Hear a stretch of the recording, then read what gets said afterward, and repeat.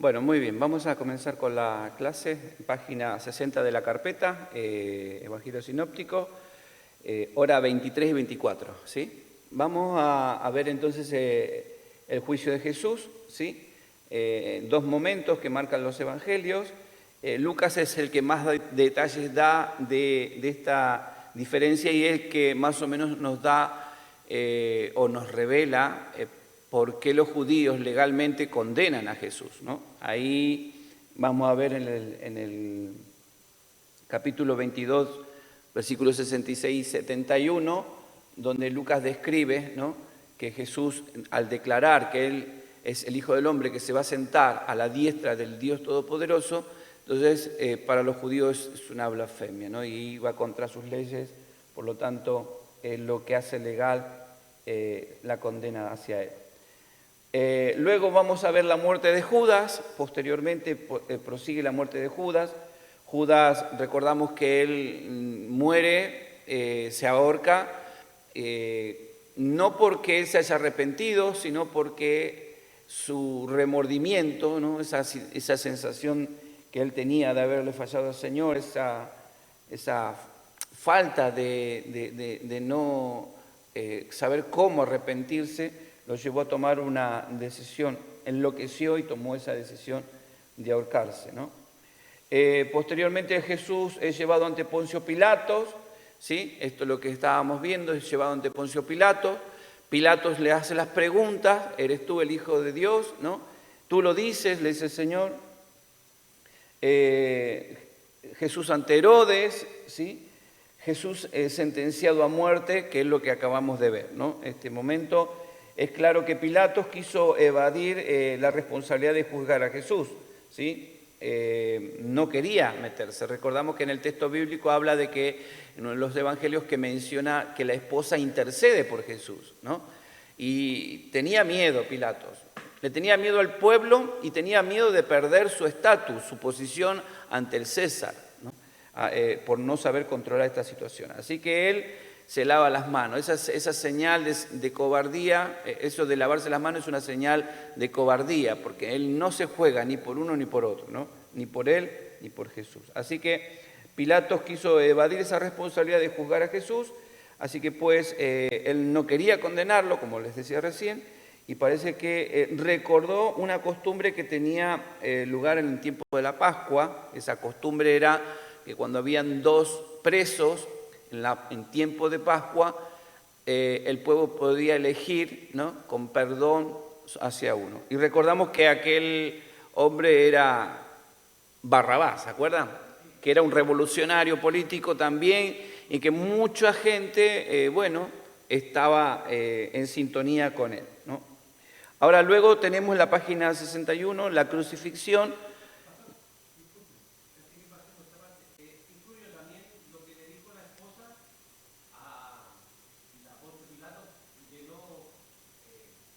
Proferir juicio.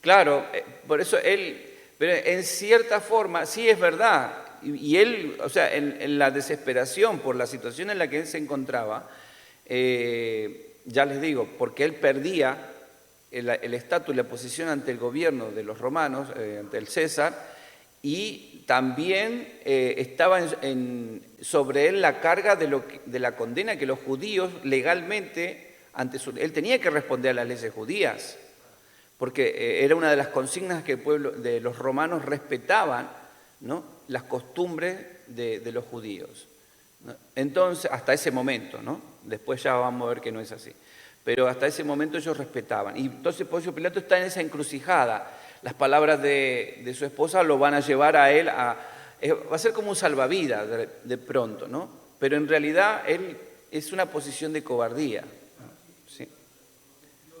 No cumplió, sí. Así que bien, y bueno, ahí él se lava las manos y bueno, sea la sangre de este hombre sobre vosotros, ¿no? Inclusive lo confiesa. Bien, decíamos entonces la crucifixión, ¿sí? Escarnio hacia la vida de Jesús, y esto lo vamos a ver en el libro de Marcos y de Mateos, Van a mencionar esta parte, ¿no? Y Pilato entregó a Jesús luego de mandarlo a azotar. Lo único que él hizo como para decir, bueno, estoy de acuerdo con ustedes, es mandarlo a azotar. Ahí en Marcos lo dice, en 15:15, vamos a ver esa parte, ¿no? La terrible rutina de la crucifixión. Esto ya lo habíamos hablado anteriormente también, de que era algo verdaderamente desastroso, ¿no? Cómo los torturaban a los que iban a ser condenados hacia la cruz, ¿no? Así que los azotes eran una terrible tortura romana que ellos utilizaban, el flagrum, ¿sí? Que era ese bastón con las tiras de cuero y en las puntas tenían esos ganchos de hierro que cuando golpeaban en el azote en el cuerpo, al tirar arrancaban pedazos de carne o rasgaban la piel, ¿no? Produciendo cortes y la sangre corría por todos lados, ¿no? Era tan fuerte ese momento, dice que porque en el caso de Jesús los latigazos excedieron, ¿no? El límite de azotes. Entonces, los que estaban azotando se enloquecieron. Esto es como cuando es como que los estaban poseídos, los soldados que estaban golpeando, estaban poseídos, encarnizados, ¿no? Esos golpes que daban y ver la sangre como brotaba del cuerpo de Cristo, ¿no? Muchos morían en ese momento, en la tortura. Cristo no. Claro, no les quedaba mucha vida desde esos momentos hacia la cruz, ¿no? Acuérdense que ellos no solamente eran flagelados, sino que también tenían que cargar su cruz y después, posteriormente, resistir en la cruz la crucifixión, ¿no? Muchos morían en el proceso, ¿no? Casi prácticamente ni los crucificaban, o si los crucificaban muertos, ¿no? Entonces, antes de la crucifixión, otros perdían la razón. Imagínense el estado de esa persona, ¿no? De sufrimiento, cómo mantenerse, ¿no? Ahí consciente ante tanto martirio, tanto golpe, tanta flagelación, sí, justamente, ¿no? Así que bueno, luego llevaron a Jesús, después de los azotes, ¿no? Lo llevaron al Pretorio. ¿Qué era el Pretorio? ¿Sí? A ver qué dijimos. La residencia del gobernador, también estaban los pretorianos, que eran los soldados de la guardia donde se condenaba. Había un patio donde llevaban a los presos y él dictaminaba, ¿no? Desde su balcón. Vamos a ver en la escena cómo Jesús está ahí y Pilatos al lado, ¿no? Como diciendo, ¿qué quieren que haga con él? Les pregunta a los sacerdotes, ¿no? Y todos gritaban, crucifícale, crucifícale. Ahí estaba en el Pretorio, en su balcón. Bueno, allí, ¿alguna pregunta respecto acá? No, lo que quería comentar era que también decía, lo que digo yo, que se utilizaba como residencia temporaria también. Claro, sí. Claro, es que a Jesús lo llevaron los judíos llevan a Jesús a la residencia de Pilatos, que es ese lugar justamente, ¿no? Y es de donde se emite ese juicio. Bien, allí se burlaron, bueno, hicieron todo lo que hicieron contra Cristo, ¿no? Y donde terminan de mofarse de él, en la página 61, sí. Bien, entonces después tenemos el camino de la cruz, comienza el camino del Calvario, ¿sí? Marcos, Mateo y Lucas lo van a narrar esta parte de la crucifixión del Señor. Estamos en esta semana, en este momento final de la vida del Señor sobre la tierra y estamos viendo esto, ¿no? Que cuentan. Luego de haber encarnizado a Jesús, ¿sí? Jesús tuvo que llevar la cruz, cargarla como condenado, y porque era una costumbre que los condenados llevaran justamente la cruz a través de del camino hasta el lugar donde iban a ser ejecutados, ¿no? Así que luego de los azotes estaba muy débil el Señor, había perdido mucha sangre. Acuérdense que había estado toda la noche en juicio, ¿no? Lo habían tenido en ese juicio. Había estado anteriormente en el monte Getsemaní orando, ¿se acuerdan? Clamando y todo eso, hasta que el Señor, bueno, aquí ya estamos amanecidos, ya había amanecido, ya había pasado toda la noche, lo habían torturado y, bueno, Lucas nos relata que las mujeres hacían lamentación por él. ¿Acaso Jesús, hay una pregunta aquí, ¿no? ¿Acaso Jesús no apreció la compasión de las mujeres? Jesús veía el cuadro completo de toda esta escena, ¿no? Ellas se lamentaban por el sufrimiento temporal, pero Jesús las enfocaba en valorar más el sufrimiento eterno, ¿no? Es decir, que a veces nosotros vemos el momento, pero no vemos todo el cuadro, como dice aquí, ¿no? Entonces es importante que ante situaciones así nosotros tengamos una posición, que nuestra fe no decaiga ante situaciones o adversidades que vivimos muchas veces, ¿no? Y que parece que es el final de nuestra historia, ¿no? Para estas mujeres era el final de la historia, ¿no? Pero el Señor Jesús estaba mirando más allá, que el final de la historia era que sus vidas también, ¿no? Estaban en una situación de condenación, y por eso el Señor los veía así. Luego tenemos en la cruz, ¿sí? También Marcos, Mateo y Lucas lo van a mencionar, ¿sí? El momento en la cruz, dice, ¿cuántos idiomas pusieron ahí en el nombre arriba en la tabla? 3 idiomas, muy bien. Sí, ¿cuáles eran los idiomas que se escribió? Hebreo, el latín y el griego, ¿sí? ¿Por qué? Porque el griego era el idioma internacional, ¿sí? Con el que todos se comunicaban, ¿sí? El hebreo era porque estaban en Jerusalén, ¿sí? Y eran todos hebreos, la mayoría, y latín porque los romanos hablaban latín. Así que ahí tenemos la respuesta. ¿Qué propósito divino habría en ello? Bueno, que el mundo conociese, porque eran los idiomas universales, ¿sí? De esa época. Ese es lo que tenía yo la duda, si era la respuesta esta, como está diciendo, si era por los 3 diferentes idiomas o era por la frase que se puso. No, por la frase. Jesús,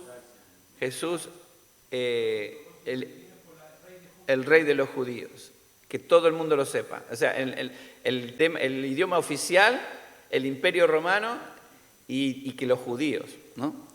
El idioma internacional, los griegos, ¿sí? El idioma oficial de los judíos, el hebreo, ¿no? Y el internacional, el griego. Ya. Vamos a la segunda. Dice, la salvación del malhechor crucificado nos enseña grandes verdades sobre la salvación. ¿Cuáles son?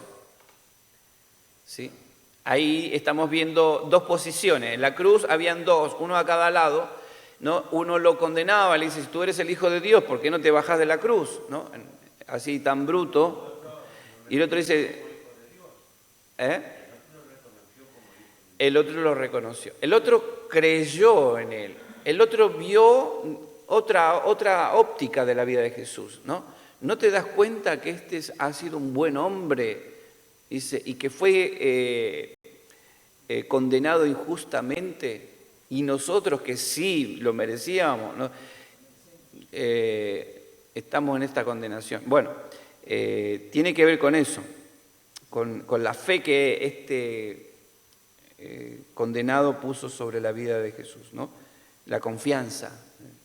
Por eso el Señor le dijo, hoy estarás conmigo en el paraíso.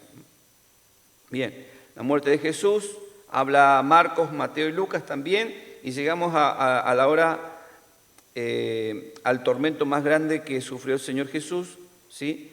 Que es el desamparo de su Padre, ¿no? El momento donde la humanidad de Cristo clama, ¿no? En ese momento siente porque ¿qué pasa? Es un momento, nosotros no lo podemos visualizar ese momento, pero es en el momento cuando el Señor va a morir. Acuérdense de qué significaba el sacrificio.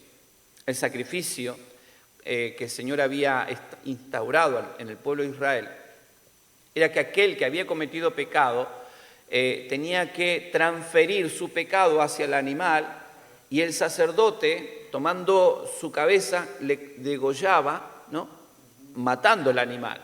Entonces, en el momento de la muerte había una transmisión del pecado de ese hombre hacia el animal, y el animal moría por el hombre, ¿no?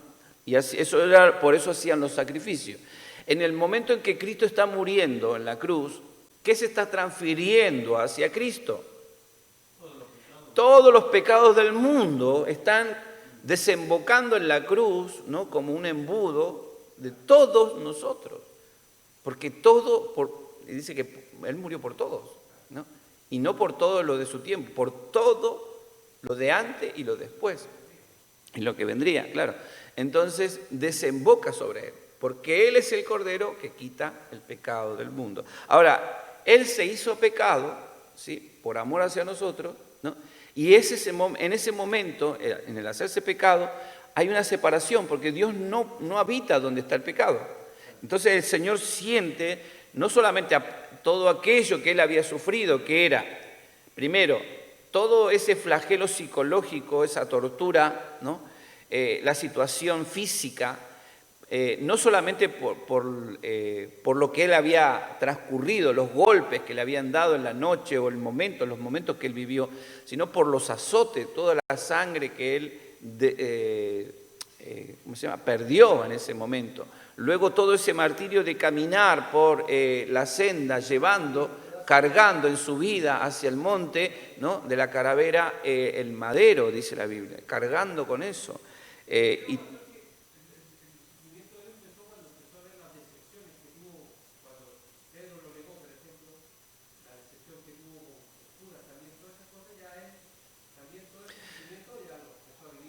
bueno, podemos decir que Jesús comienza el sufrimiento desde el momento en que entra a Jerusalén, ¿sí? Que Él se lamenta, Él llora, ¿sí? Oh, Jerusalén, Jerusalén, ¿cuántos profetas vinieron y te dijeron, no? Y bueno, allá cuando Él entra, ¿se acuerdan que lo querían levantar como rey? Ya el sufrimiento comienza ahí. Luego va a venir Judas, Pedro, y todo eso, claro, una carga emocional, una carga humanamente, porque en el Señor la verdad que nos enseña que humanamente se pueden cargar tantas cosas, ¿no?, y perdonar tantas cosas. Pero bueno, en la muerte del Señor lo que vemos aquí es que en el momento de esa muerte todo el pecado. Y dice, bueno, acá la carpeta dice, luego Pablo, el pecado causó que Dios apartara su vista de Adán. ¿Se acuerdan en el Génesis? ¿Sí? Dijo Dios que moriría, ¿no? Ahora, luego Pablo explicó que la paga del pecado es muerte espiritual, ¿sí? De la misma manera, el pecado causó que Dios apartara su vista de nosotros. Ahora, imagínense al Hijo de Dios en comunión perfecta con el Padre, en una relación tan fluida. Él siempre estaba en la presencia de Dios, y sin haber roto nunca esa comunión con el Señor, cargó con todos nuestros pecados, ¿sí?, sobre sí mismo en el momento de la cruz. Y esa separación es lo que nosotros marcamos ahora, que es algo desesperante, porque el hombre sin Dios, el hombre que está en una relación con Dios y luego deja de sentir a Dios, es terrible. El vacío que hay en esa persona cuando deja de conocer a Dios, o de acercarse o estar en la comunión con Dios. Eso, ese momento, ese es el momento, claro. Él siente esa separación del Padre, ¿no?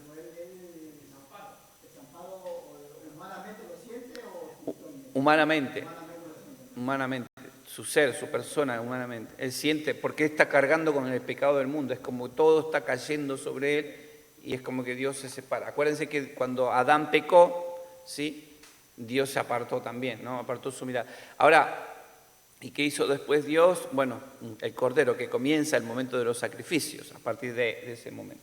Y Jesús va a ser el nuevo Adán, ¿sí?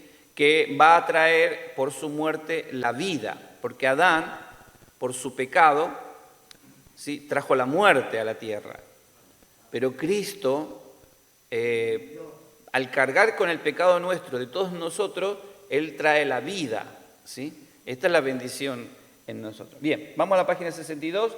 ¿En qué horario fue el oscurecimiento y qué significado tiene?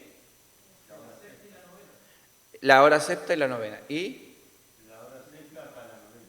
Bien. El significado dice que fue la primera tarde judía en que se sacrificaban los corderos. Exacto, exacto. O sea, Jesús representa el sacrificio de... El cordero que quita el pecado del mundo, ¿sí? Entonces el significado es que justamente en tiempos de Pascua es ahora en la hora en que se sacrificaban los corderos, ¿no?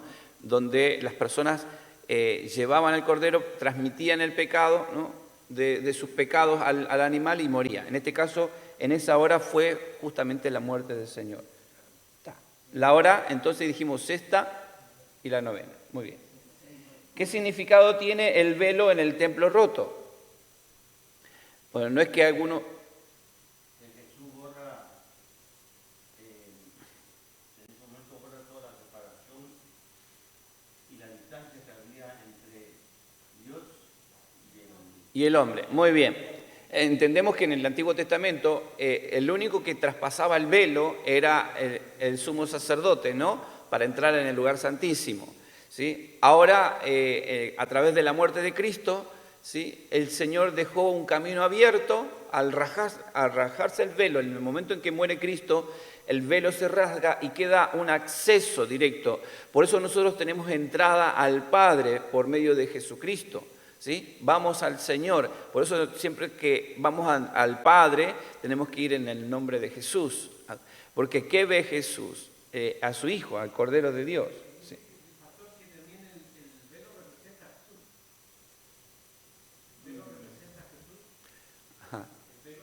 ¿En qué sentido? Es que él era el que estaba en medio, digamos ahora, para Ah, tener acceso al Padre, y que al romperse el velo es como que entonces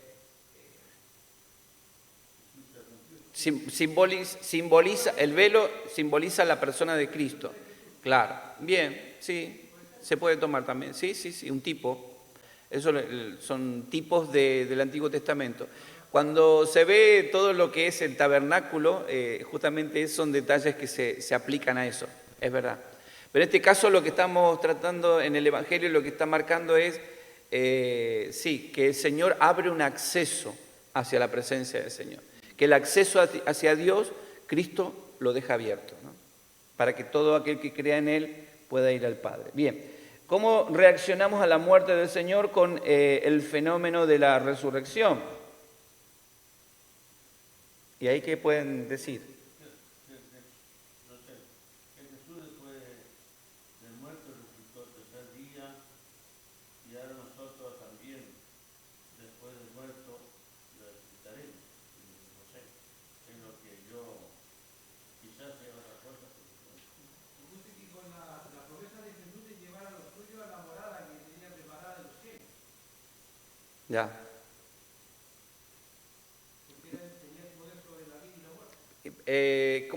Casi como una pregunta personal, ¿no? Para reflexionar, ¿cómo reaccionamos nosotros? Nosotros, ¿no? O sea, que ustedes. Pero no dice, perdona, léelo de nuevo y dice, ¿cómo reaccionamos? Ah, perdón, tienes razón, estoy leyendo mal. ¿Cómo relacionamos? No cómo reaccionamos. ¿Cómo relacionamos? De todas maneras está aplicado a uno, ¿no? Nosotros, ¿cómo relacionamos? ¿Cómo relacionamos la muerte del Señor con el fenómeno de la resurrección? ¿Cómo lo relacionamos? Ahí está. Él tiene el poder sobre la vida y sobre la muerte. Que Él puede tomarla y Él lo dijo, yo la tomo y la dejo, ¿no? Y la doy, ¿no? Exactamente. Muy bien. Jesús es sepultado. La guardia ante la tumba, vamos a leer este pasaje que es interesante porque son detalles que por ahí no se hablan, pero los líderes judíos tenían temían, mejor dicho, tenían miedo de que los discípulos robaran el cuerpo de Jesús, pero ellos y los principales sacerdotes y los fariseos pusieron un sello en la piedra del sepulcro y para custodiar ese lugar pusieron una guardia. Pero ¿cómo pueden los seres humanos cerrar lo que Dios quiere abrir? La pregunta es, imposible, ¿no? Imposible, ¿no? Cuando Dios quiere hacer algo, por más que el hombre le ponga sello, guardia y todo lo que ponga, ¿no? Por eso vemos en este tiempo que se habla de tantas cosas, ¿no? Pero Dios ha determinado algo, ¿no? Lo que yo me determiné, eso acontecerá, dice ahí en Isaías, ¿no? Es importante eso. Bien, la resurrección, viene el momento crucial, el momento asombroso, donde vamos a ver la visita primero de las mujeres al sepulcro. Esta es la mujer María Magdalena, ¿se acuerdan? Aquella mujer que había volcado el alabastro sobre los pies, que lloró, enjugó, ¿no? Y que estaba también en la casa de Lázaro, ¿no? Una de las hermanas de Lázaro, se cree que, ¿sí? Fíjense, tenía una relación muy especial y es la primera que se le revela. Luego ángeles anuncian la resurrección. Dice, al leer esta historia de las primeras 2 personas del mundo que se encontraron ahí con el hecho de la tumba vacía de Cristo, resucitado, ahí vamos a ver 3 imperativos. ¿Sí? El primero, se las desafió a creer, porque los ángeles le preguntaron, ¿a quién buscáis? ¿No? Aquellos estaban tan maravillados que podrían haber resultado increíble todo ese momento, ¿no? Entonces, demasiado bueno para ser verdad. El ángel les recordó la promesa de Jesús. Mire, los ángeles conocen lo que el Señor... La promesa siempre se había olvidado, ¿no? Siempre, ¿no? Comenzó, siempre se olvidaba. Exacto. Y Jesús estaba cumpliendo las promesas que por siglos los judíos lo sabían, ¿no? Pero no lo sabían. Y ellos no lo asimilaban porque les costaba comprender la divinidad de Cristo, ¿no? Así que, bien, el segundo imperativo que encontramos ahí se las desafió a compartir, ¿no? ¿Sí? Y el tercero se las desafía a regocijarse, a ponerse feliz. Entonces vemos los 3 imperativos. Primero a creer, a compartir y a ser feliz. O sea que en el momento de la resurrección, ¿no? Aquellos que pueden percibir esto, que pueden entender esto de la resurrección, tenemos que también vivirlo, tenemos que creerlo, tenemos que compartirlo y tenemos que estar felices, porque va a ser un momento que va a pasar, no solamente con todos nosotros, quiero decir, no solamente al ver el cuadro de la vida de Jesús resucitado, sino eso va a pasar con nosotros, ¿no? Y por eso también es nuestro gozo y nuestra alegría. La mujer... El saludo de Cristo resucitado fue jairete. Jairete. Era la palabra normal de saludo. Ajá. Pero el sentido literal era alégrense, sean felices, ¿no? Regocíjense. Ahí está, muy bien. Ahí la palabra griega jairete, muy bien, eso significa regocijaos. Bueno, las mujeres van a dar aviso, ahí inmediatamente luego de ese encuentro tienen una reacción, ¿sí? Porque creyeron y fueron y avisaron de la resurrección de Jesús, ¿no?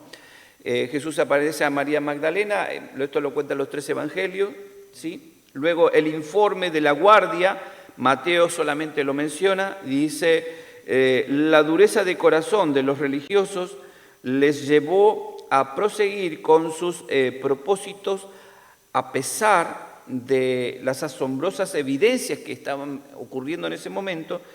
Y escriba, en este caso ustedes tenían que escribir, las justificaciones que habrán formulado estos hombres, ¿no? ¿Se imaginan qué habrán dicho esto para no reconocer la resurrección de Cristo? ¿Qué pudieron haber dicho ellos? ¿Qué pudieron haber dicho? No, Jesús no se murió. Jesús se murió, pero se lo llevaron los discípulos. No, los discípulos arrancaron la piedra y se lo llevaron. Primero que los fariseos, bueno, los escribas les pagaron a los romanos que estaban de guardia para decir que ellos digan que se han dormido, que se han llevado el cuerpo y todo, le pagaron a los romanos. Exacto, ¿no? Estaba esa situación también, ¿no? No estaba completamente ya hecho de ahí. Exacto. Muy bien, ¿eh? Bueno, vamos entonces con los otros que se van, que esto lo va a mencionar solamente Lucas, y Marcos va a hablar acerca ahí un poquito de los que van camino hacia Emaús, ¿sí? Los que iban camino hacia Emaús, no iban hablando. Fíjense que muchas veces nosotros estamos predicando el Evangelio, hablamos y todo, y a veces el Señor está caminando al lado nuestro y quiere hacer algo en nosotros y es como que, ¿no? Porque está acá arriba, en la cabeza, pero cuando nosotros recibimos la palabra por fe y la creemos, tiene que afectar todo nuestro ser, toda nuestra persona, ¿no? Nuestro espíritu. Estos iban pensando por todo lo que habían visto y escuchado y sentido y experimentado en ese momento, pero no se daban cuenta que el Señor estaba caminando a su lado. La palabra viva, ¿no?, estaba a su lado. Así que los de Emaús se identifican con el Kubeibet, a unos 11 kilómetros al norte de Jerusalén, pero quizás es más probable que sea Anguas, ¿sí? Hoy es Nicópolis, el lugar ese, que queda a 31 kilómetros al norte de Jerusalén, ¿sí? Son los lugares donde se cree que estas personas iban camino a Emaús. O mejor dicho, donde quedaba Emaús. Si es así, bueno, deberíamos seguir algunos versículos más, ahí en Lucas, que menciona una distancia de 160 estadios. Fíjense, Cleofas puede ser el mismo de Juan. Fíjate en 19, Juan, el mismo Cleofas, la misma persona que menciona Juan en el capítulo 19, verso 25, puede ser el mismo que menciona Lucas, su compañero. Ignoramos su nombre, el del otro, pero pudo haber sido su esposa, se cree, ¿no? Una de las hipótesis, pero no tenemos forma de saber esas cosas, ¿no? Bueno, los discípulos sabían que Jesús había dicho que algo importante ocurriría el tercer día y que se daba por sentado que su tumba estaba vacía, así. Pero eso no era una evidencia adecuada de la resurrección, que solo podría probarse con la aparición del mismo Señor, ¿sí? Aunque todavía percibían a Jesús como profeta, su esperanza mesiánica habían sido aplastadas, ¿no?, por la crucifixión. Imagínense cómo estaba la moral de los discípulos, cómo estaban todos los que habían de alguna manera escuchado al Señor y esperaban ese momento, ¿no? Esto es como que cuando alguien va a hacer algo grande, ¿se acuerdan aquella ilustración del equilibrista? ¿Cuántos creen que puedo cruzar de aquí para aquel lado sobre esta cuerda? Y la gente siempre va a apabullar, sí, pero cuando somos desafiados, ¿no? Ahora, ¿quién quiere venir sobre mí y vamos, los voy a cruzar hacia el otro lado? Nada, no se sube nadie. Bueno, en este momento los discípulos estaban en un momento de una incertidumbre total, y muy, muy profunda, al punto de que se les había aplastado toda la fe, todo lo que el Señor les había enseñado, ¿no? Les cayó una piedra gigante encima de su cabeza. Y por eso se escondieron y se huyeron, y vamos a ver que Juan, el Evangelio de Juan, relata un poco de la escena estaban tan deprimidos que Pedro dice que dejó sus vestiduras, ¿no?, y se puso las que tenía antes de pescador para ir a pescar, y dice que le siguieron 7, Juan señala 7 de los discípulos se fueron atrás de Juan, ¿no? Seguramente por el rubro y el trabajo que tenía. Bueno, nos quedamos sin el trabajo de ser discípulo, ya no tenemos parte en el reino con el Señor, bueno, volvamos a lo que teníamos antes, ¿no? Y ahí vamos a ver la escena de cómo el Señor se les aparece al borde del mar y Juan lo reconoce y Pedro le dice el maestro y se tira al agua, ¿no? Humillándose delante de la presencia de Jesús. Jesús aparece a los 11 discípulos, ¿sí? Y aquí vamos a ver una pregunta, dice, ¿por qué Jesús dejó para el último su aparición a los apóstoles? ¿Qué piensan ustedes? Para poder estar más tiempo con ellos, porque estuvo 40 días con ellos hasta que él se fue, ¿no? Bien, Y poder darle también la comisión, ¿no? Que vayan a evangelizar a todas las naciones.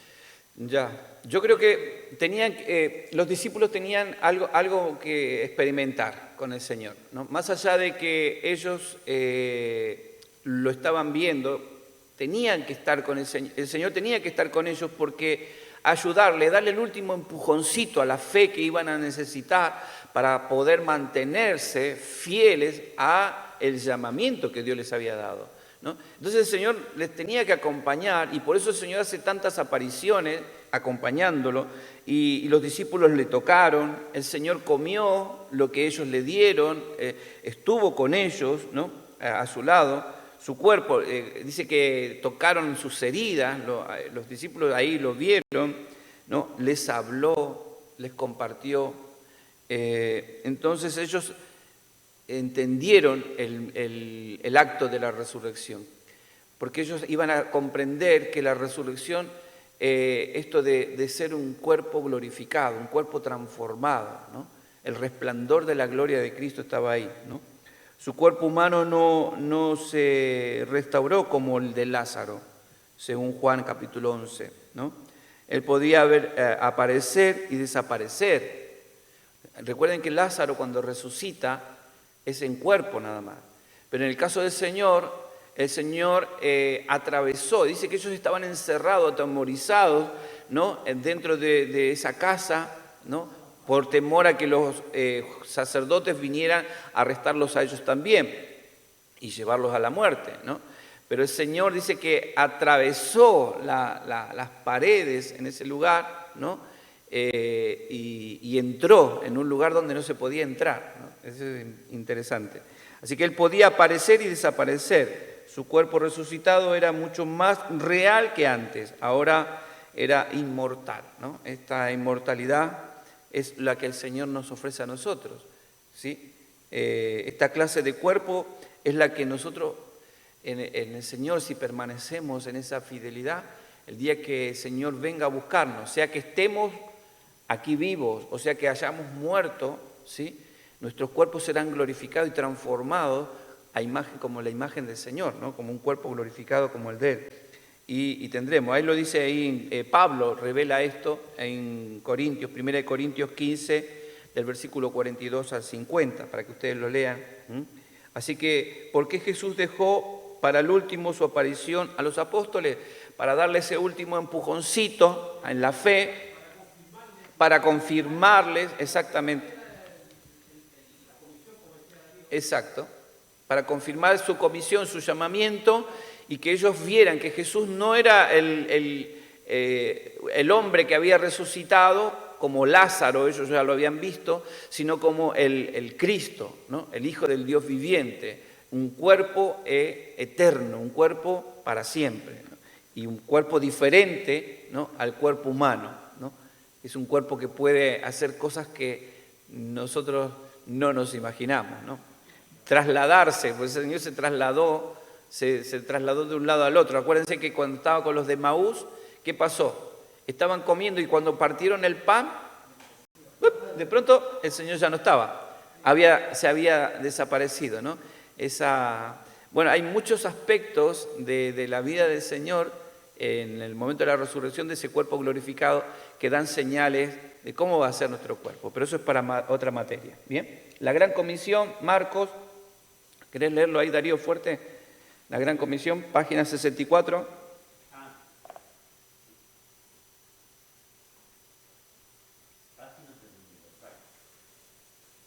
Llegamos al final de la historia del Evangelio y en esta reunión Jesús hizo tres cosas. Primero, les dio la seguridad de su poder. Bien. Ahora los discípulos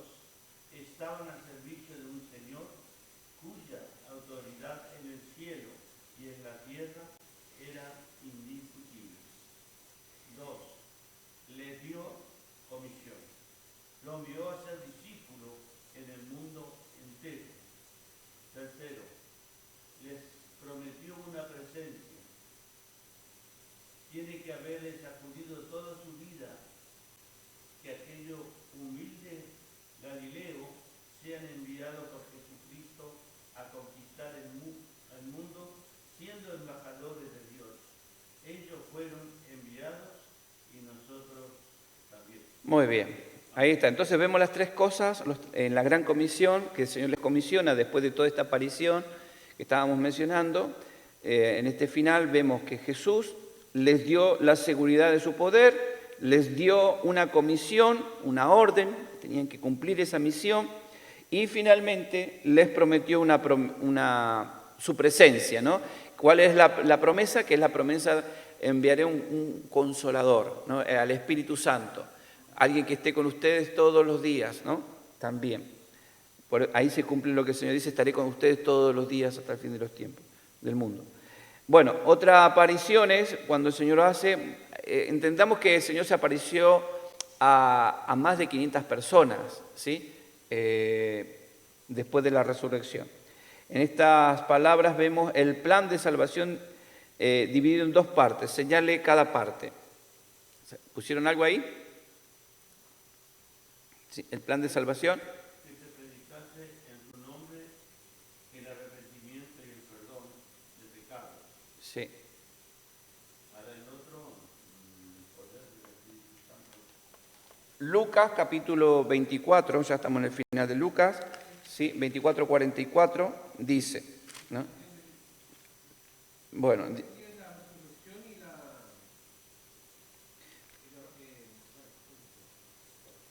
dice señal de cada parte, cada parte.